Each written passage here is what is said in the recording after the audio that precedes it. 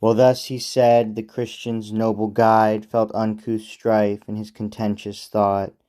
He thought, what if himself in person try those witchcrafts strange, and bring those charms to naught, for such he deemed them, or elsewhere provide for timber, easier got, though further sought. But from his study he at last abrade, called by the hermit old, that to him said, leave off thy hardy thought, another's hands of these her plants the wood despoilen shall.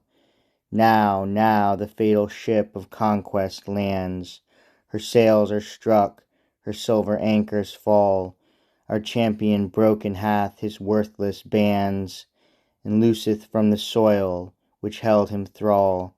The time draws nigh when our proud foes in field shall slaughtered lie, and Sion's fort shall yield. This said, his visage shone with beams divine, and more than mortal was his voice's sound. Godfredo's thought to other acts incline, his working brain was never idle found. But in the crab now did bright Titan shine, and scorch with scalding beams the parched ground, and made unfit for toil or warlike feat his soldiers, weak with labour, faint with sweat. The planets mild their lamps benign quenched out, and cruel stars in heaven did sinurise, whose influence cast fiery flames about, and hot impressions through the earth and skies. The growing heat still gathered deeper rout, the noisome warmth through lands and kingdoms flies. A harmful night a hurtful day succeeds, and worse than both next morn her light outspreads. When Phoebus rose he left his golden weed, and donned a gite in deepest purple dyed. His sanguine beams about his forehead spread, a sad presage of ill that should betide.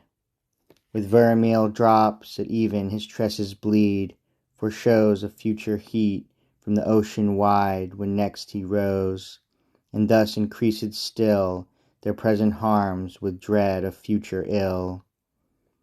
While thus he bent 'gainst earth his scorching rays, he burnt the flowers, burnt his Clytie dear.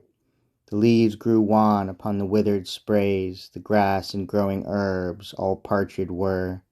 Earth cleft in rifts, in floods their streams decays, the barren clouds with lightning bright appear.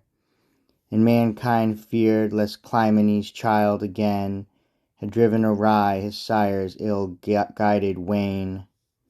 As from a furnace flew the smoke to skies, such smoke as that when damned Sodom brent.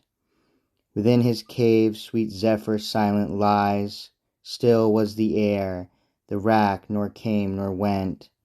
But o'er the lands with lukewarm breathing flies the southern wind, from sunburnt Afric sent, which thick and warm his interrupted blasts upon their bosoms, throats, and faces casts.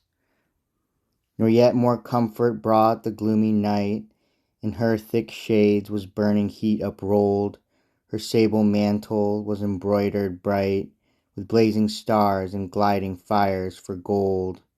Nor to refresh sad earth thy thirsty sprite, the niggard moon let fall her May dews cold, and dried up the vital moisture was in trees and plants, in herbs and flowers, in grass.